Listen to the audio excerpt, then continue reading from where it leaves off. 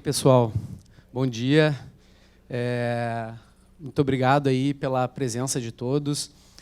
Vou reiterar o agradecimento, mas assim a gente sabe que principalmente para o pessoal aí que está presencial aqui, muitos vieram de longe, né, viajaram, pegaram estrada, chegaram de noite, né, então a gente sabe que é uma função, né, fazer isso, e a gente tem certeza que vai fazer valer a pena aí no dia de hoje, né.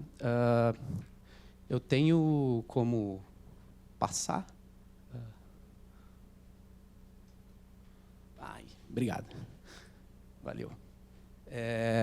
Então, além disso, né, eu queria agradecer, de uma maneira geral, todos os nossos clientes que vieram aqui hoje e que estão nos assistindo também de maneira online. A gente tem muitos clientes e também empresas interessadas, né, em conhecer mais sobre Supply Chain Planning, sobre APS, né, que estão aí remotamente nos assistindo.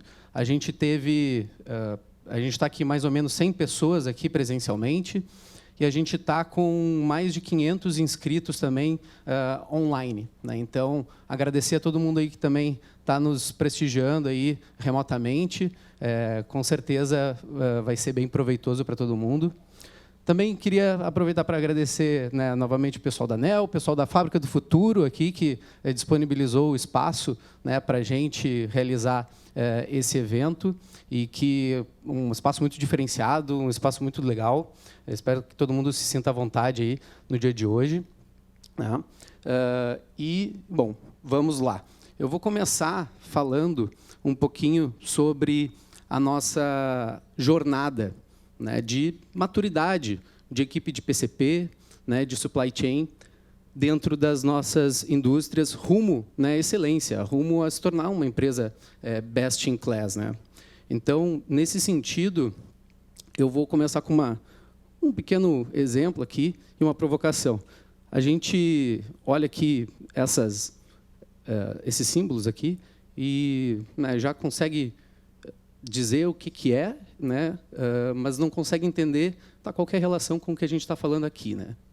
E eu vou te dizer, a gente tem aqui alfa, beta e gama, né, letras clássicas, mas que elas têm um uso específico quando a gente fala de programação de produção, e um uso bem útil dentro do nosso contexto. Mas, para chegar lá, eu vou contar uma história. 2009, eu tive a oportunidade de poder estudar, fazer um curso de engenharia logística na França. Aí, chegando lá, como estrangeiro, a gente tinha que fazer matrícula, tinha que fazer as burocracias e tudo mais, e a gente acabou ficando no final da fila de quem escolhia as disciplinas eletivas. E, no final das contas, sobrou para mim, né, como eletiva, só tinha uma opção que sobrou de cadeira para poder escolher. E imagina qual cadeira que sobrou para mim, que eu não tive alternativa. Programação de produção, sequenciamento de produção, ordonnancement em francês. Aí vocês já devem imaginar, né? Pô, onde a gente está hoje, NEL, o que a gente trabalha, tudo que a gente tem, né, nessa área. Já devem imaginar assim, qual que foi a reação que eu tive quando me passaram essa disciplina, né? Bom, foi ir correndo para o professor e pedir para trocar. Eu não queria ficar fazendo essa disciplina, simplesmente, não me leve a mal, não por causa do conteúdo, mas porque era uma disciplina muito difícil. Era uma disciplina técnica, matemática, todo mundo temia essa cadeira, ninguém queria fazer. Os franceses não queriam fazer, então imagina um brasileiro lá que não conseguia nem falar direito, fazer essa disciplina.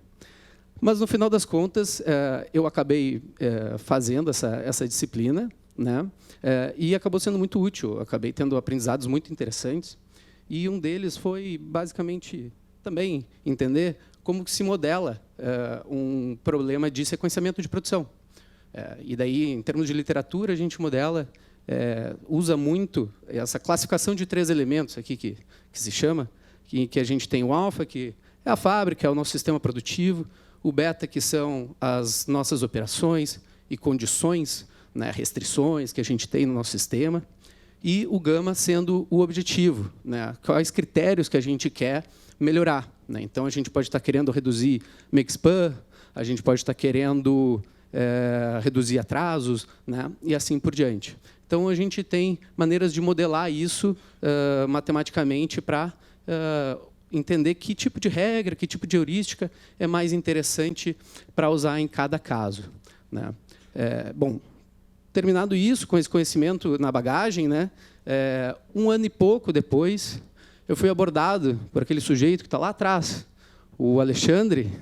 A gente teve uma entrevista remota, eu estava lá fora ainda, e ele me entrevistou e me convocou para começar a trabalhar numa consultoria APS, né, a antiga Axera, que depois a gente se juntou para criar a NEL, né, e cá estamos hoje.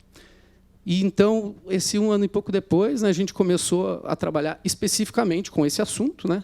Então, a gente imagina, assim, né, pô, com tudo isso, a gente vai querer, né, aplicar, né, isso aos nossos clientes e, né, tem um baita de um diferencial na mão, né?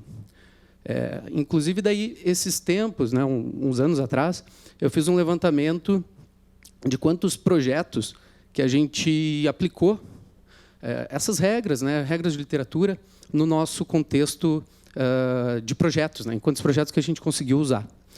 E, pô, eu fiz essa conta e me surpreendeu o número. Vocês imaginam quantos? Foi o pessoal remoto aí, quer adivinhar? 0. Não usei nenhum projeto. Basicamente nenhum. E, assim, não é porque não tem aplicação, porque não tem aderência, porque, na prática, tem muitas coisas muito interessantes dentro desse assunto, né? A gente poder ver coisas, às vezes, que só no empírico a gente não pega. Assim. Então, entender a relação do tamanho de operação, por exemplo, com tempo médio de atravessamento na fábrica, WIP, né? E ter regras que possam olhar para isso e considerar isso, além do que a gente já está acostumado de olhar setup, de olhar prazo de entrega, né? Então, tem coisas que já é provado, né, matematicamente, que nos auxilia, né, nos ajuda, né? Mas a gente não estava nesse ponto, né? Nos nossos projetos, principalmente no passado, a gente não chegava nesse ponto de poder utilizar isso já diretamente com os clientes no início de um projeto e tudo mais. Porque não se tinha esse grau de maturidade no entendimento do processo, né, para trabalhar com um nível de sofisticação, de detalhe desse tipo, né? Então, basicamente, a gente tem que entender que isso é uma jornada, que isso foi um trajeto aí, né, de maturidade.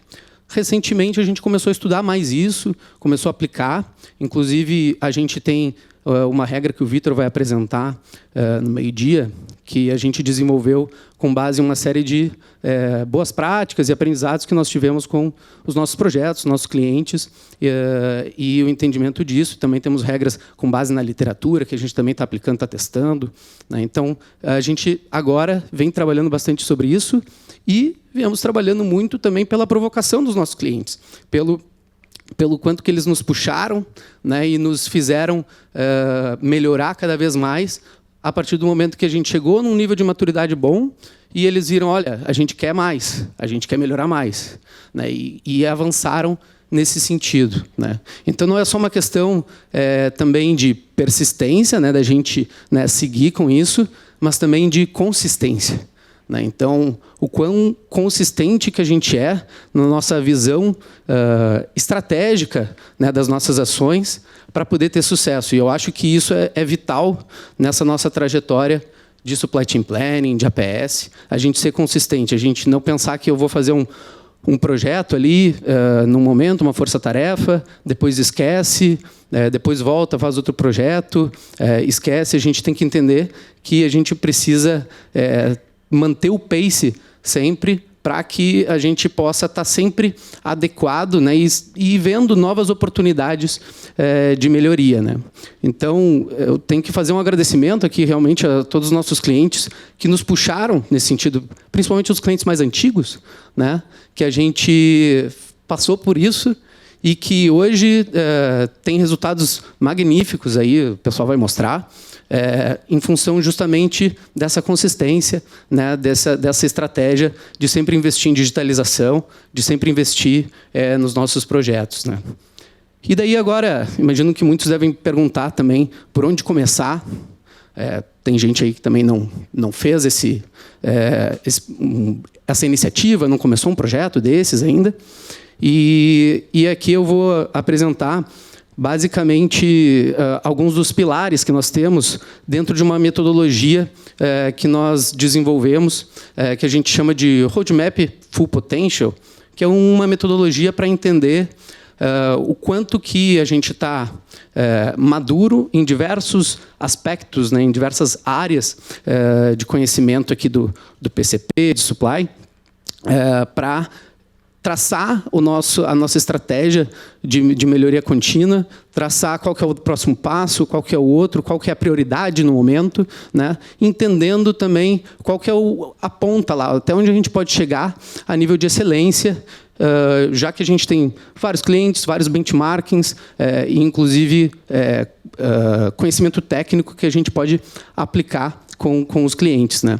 E essa metodologia ela se baseia em alguns pilares, né, além das áreas de avaliação, ela se baseia também em alguns pilares que são essenciais para que funcione, né.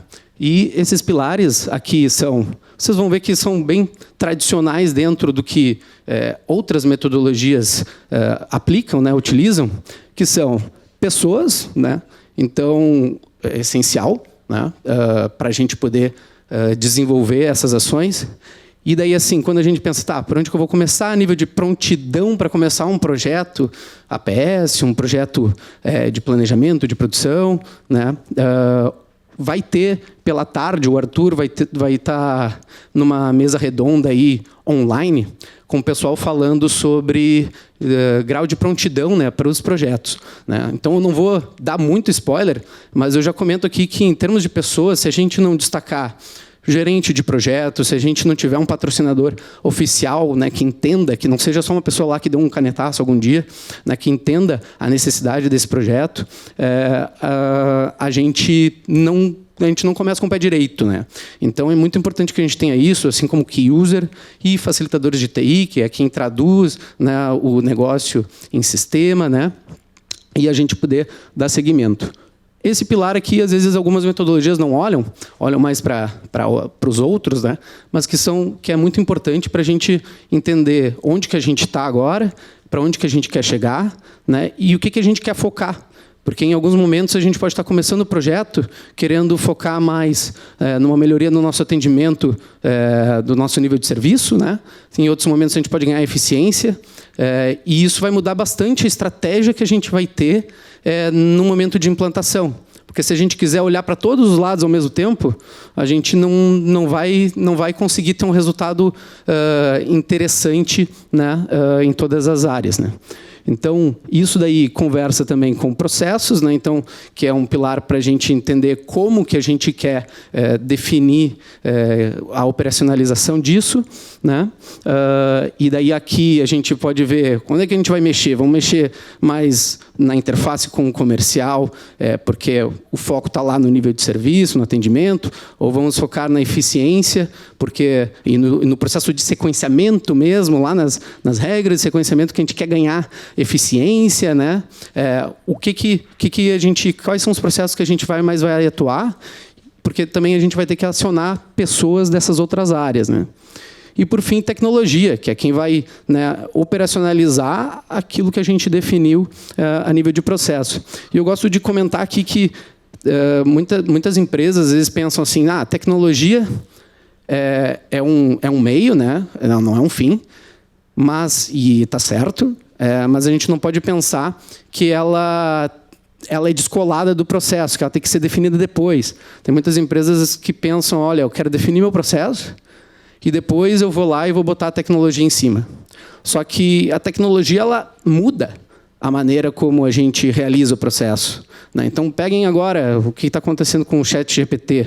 Isso está mudando a maneira como as pessoas fazem as coisas, né? Então, se a gente pensasse lá, não, eu quero fazer desse jeito, depois desse jeito, tá, daí entra essa tecnologia, muda tudo, né? Então, é interessante que a gente pense nesses processos também de maneira colada, né? De maneira junto com a tecnologia. Esses são os pilares, mas eu gostaria de frisar também que existe uma base. E sem essa base, a gente não consegue ter aquela consistência que a gente estava falando. E essa base é a estratégia, né? Se a gente não tiver uma estratégia voltada à digitalização, a gente não consegue os resultados que nós buscamos, né? Porque, basicamente, a nível de estratégia, tem muitas empresas que olham ainda o investimento em digitalização como algo que tem que simplesmente dar um retorno num projeto, num ROI, num payback, e não necessariamente com base numa estratégia de longo prazo, numa definição de digitalização, para a gente ter um processo mais robusto, um processo mais sistematizado, um processo que, nessa realidade que a gente tem hoje de turnover, de, né, modificação aí, das pessoas dentro das empresas, isso não tenha um impacto, né, negativo. E, teve uma vez, inclusive, que eu fui numa empresa e, falando lá com o diretor sobre o projeto, eu apresentei o orçamento do projeto, né, e tudo mais. E o diretor me falou assim, olha, com esse orçamento aqui, eu acho que eu prefiro botar uma pessoa a mais, fazer tudo, seguir tudo na planilha, bota 1, 2 pessoas a mais, vai sair mais em conta do que investir nesse projeto, e eu vou acabar economizando, né? Bom, imagino que muitos não devam concordar com essa visão, principalmente os que estão aqui, né? Mas a gente entende que é uma estratégia. Essa empresa ela não colocou a digitalização como parte, né, da sua estratégia, do seu caminho, né? E está tudo certo. Pode ser que, né, para ele funcione isso, né? Mas se a gente quer, né, fazer essa jornada aqui, a gente precisa dessa base, né, de estratégia. Então, tem várias maneiras da gente fazer uma jornada. Eu vou dar um pequeno exemplo, né? Não é padrão, não é a única forma, né? Mas só para a gente ver como que isso daí poderia acontecer, né? Eu tenho uma fábrica, né? Uma fábrica genérica aqui, uma indústria genérica, e eu tenho várias coisas que eu gostaria de colocar dentro da minha solução, né? Comprei a solução APS, comprei o N-Plan de planejamento de produção, né? O que eu quero, onde é que eu quero atuar? Eu quero atuar em todos os meus setores produtivos. Eu quero botar ferramentas, restrições. Para quem não conhece, a APS é uma solução de capacidade finita. Então, a gente pode olhar todo que é tipo de restrição possível, né, que nós temos na nossa indústria. Então, eu posso querer botar ferramenta, restrição de mão de obra, fazer aquelas regras malucas que eu estava falando, trabalhar no processo de interface com comercial, de atendimento, posso criar regras de alocação de materiais, de MRP, de capacidade finita, tudo dentro da solução, posso fazer isso tudo. Mas se eu fizer tudo ao mesmo tempo, provavelmente eu vou quebrar a cara um pouquinho, né, pelo menos. Então, aqui eu tenho algumas maneiras. Eu posso pegar e focar num setor. Focando nesse setor, eu faço uma regra padrão, né, e eu vou trabalhando nela. Talvez no início ela vai ser mais manual para o usuário, mas eu vou evoluindo à medida que eu vou botando algumas camadas de complexidade, né? No início eu vou ter essa programação talvez num horizonte mais curto, um horizonte de 3 dias, que é o que eu tenho de material já liberado, que eu não preciso depender de materiais, eu consigo já fazer essa programação e já ter uma estabilidade na minha programação de fábrica. Depois, eu posso querer colocar ferramentas. Eu vi que, putz, eu não consigo botar aqui nessa sequência porque está dando conflito aqui das ferramentas, eu não tenho disponibilidade. Vou lá e boto isso. Depois disso, posso botar também restrição de mão de obra, que lá atrás eu estava deixando a fábrica se virar mais, do jeito que lidava com a mão de obra, e eu vou lá e adiciono essa camada. A gente pensa assim, né, em releases, né, que a gente pode lançar dentro da nossa produção. Depois disso, eu vejo que, assim, olha, eu queria aumentar meu horizonte, eu quero poder enxergar mais à frente, né? Vou querer enxergar mais à frente, então tá. Então eu vou lá e vou fazer já um vínculo aqui com meus estoques, vou começar a olhar para materiais, coisas que eu não podia olhar antes, que eu não tinha curiosidade do inventário, e daí eu estava querendo fazer tudo ao mesmo tempo, e eu não conseguia criar esse link, e os resultados não davam certo, porque eu estava tentando olhar 7 dias, sem ter assertividade nesses dados, né? Aí, em algum momento, eu posso, inclusive, estar querendo aumentar mais ainda meu horizonte, e daí eu vou pegar e vou olhar mais para trás. Eu vou olhar minhas ordens de compra. Eu vou olhar ordens de compra que talvez agora eu não tenha essa confiança nas informações, né? Eu pergunto para vocês aqui, quem que olha para o RP, uma ordem de compra que vai chegar nos próximos 15 dias e confia em 100% das ordens de compra com a data de que vai chegar? Alguém? Então, é complicado. Então, a gente precisa... Se a gente quiser botar isso já no início e vincular, botar restrição com base nisso, vai dar problema. Mas aí a gente vai trabalhando com suprimentos, vai trabalhando em sistemas. Tem a Siemens Digital Logistics, que está vindo aqui, com sistemas de TMS, sistemas de monitoramento, coisas que a gente pode, inclusive, criar sinergia e integrar para reportar para o APS qual que é o status que está acontecendo, né, em real time mesmo das operações logísticas, né? E daí a gente consegue ter mais confiabilidade disso. A gente tendo mais confiabilidade, a gente aumenta o horizonte. Aumentando o horizonte de visibilidade, o horizonte aderente, a gente pode daí começar a trabalhar com comercial, já que a gente tem uma programação mais de médio prazo, né? A gente consegue trabalhar nesse processo. E aí a gente consegue botar mais regras. Agora eu quero ganhar mais eficiência, quero tirar mais suco da fábrica, ganhar mais eficiência. Vamos focar em eficiência. Criamos regras daí personalizadas, avançadas nisso. Depois, aí o céu é infinito, né? A gente pode trabalhar mão de obra, restrição por expertise, alocação de materiais lote a lote, com restrições. O pessoal aí do têxtil sabe muito bem aí que essa parte de materiais aí é bem delicada também. E aí a gente pode ir evoluindo aos poucos. O ponto aqui é que, bom, não tem uma receita única, e o nosso modelo ele busca justamente entender qual que é a realidade de cada empresa e por onde que a gente vai caminhar, né? Quais são os focos, quais são as prioridades do momento. Isso não quer dizer assim que a gente não quer fazer algo agora, mas a gente tem que entender onde que a gente está, o que a gente pode fazer, o que nós temos maturidade para fazer, ou o que cabe no nosso foco agora, né? Se a gente quiser fazer tudo, talvez vai ser complicado. E daí, nesse sentido, a gente, dentro desse nosso modelo, a gente avalia uma série de critérios, né? Eu não vou passar um a um aqui, mas a gente avalia nesse modelo questões tanto relacionadas a supply, aí a parte de suprimentos, né? Gestão de compras, gestão de estoques, e a gente vai caminhando por partes produtivas também, né? Entendendo as regras, como é que tudo funciona, até chegar lá no atendimento na ponta, né? Dentro desses modelos, só pegando um exemplo aqui, que a gente pode entender qual que é essa direção rumo à excelência, né? Peguei só dois exemplinhos aqui para a gente entender um pouquinho. Muitas empresas, quando a gente começa, a programação está na mão da fábrica, não está na mão do PCP. Quem que faz essa programação é a fábrica. Muitos dos clientes aqui que a gente teve estavam nessa situação lá no início, né? E daí a gente vai caminhando, melhorando esse processo, até a gente poder chegar num nível aí que a gente tem alguns clientes de programação autônoma, de ter uma aderência controlada também, a gente monitorar esse indicador e a gente, né, tá na excelência desse processo de programação. Outra coisa é a gente entender método, né? Então, são aquelas regras que a gente está falando, né, de sequenciamento, entender quanto que a gente botou inteligência dentro dos nossos sistemas, né?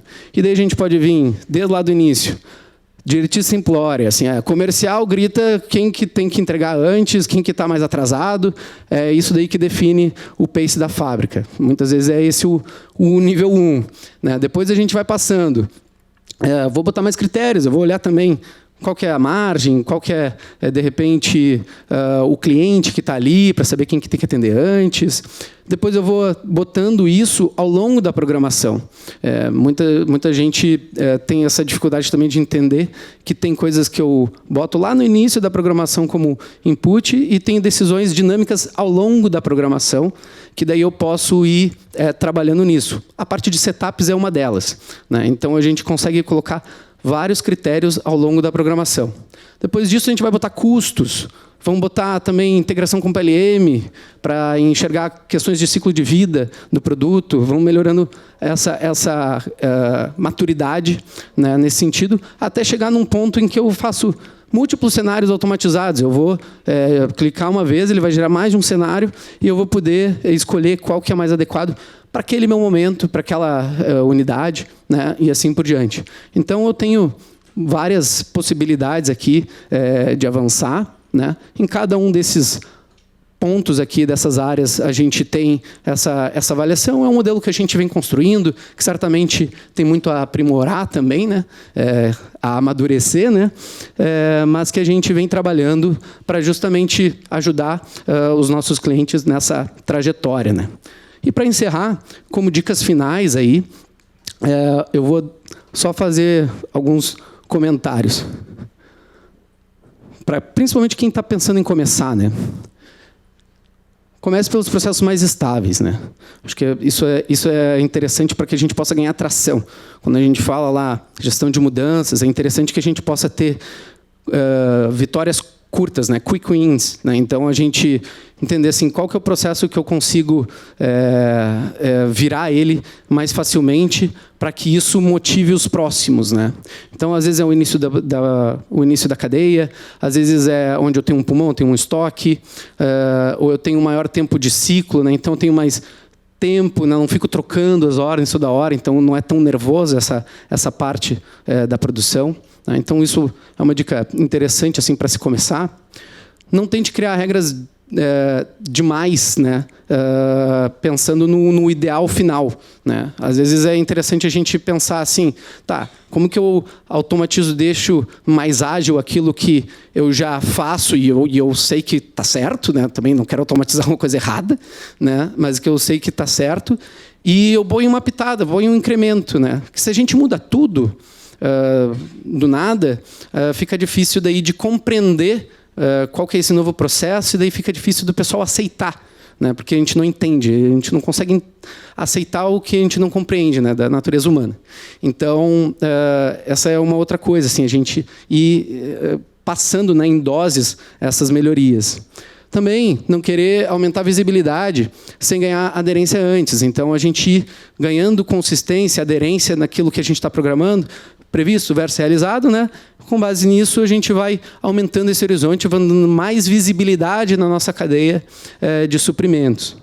Também investir na qualidade dos dados, né? O nosso tempo depende disso, né? Quanto mais dados ruins a gente tiver, mais a gente fica se estressando e perdendo tempo trabalhando em cima disso, né? Então, quanto mais cedo a gente tiver essas informações, melhor, né?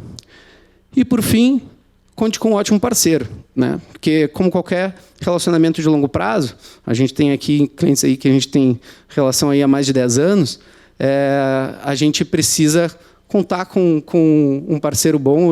É um trabalho a 4 mãos, né? Porque isso aqui é realmente uma jornada, né? E a gente precisa realmente contar um com o outro. E a gente agradece muito a confiança de vocês. E, bom, espero que tenha sido interessante a reflexão. E eu vou agora passar... Será que a gente está com... Ó, certinho, 1 minutinho, né? Eu vou passar para o Daniel, da Siemens. Eu vou fazer só uma palavrinha sobre os nossos parceiros aqui que a gente tem conosco aqui na ANEEL. Mas da apresentação era isso. Obrigado. Obrigado.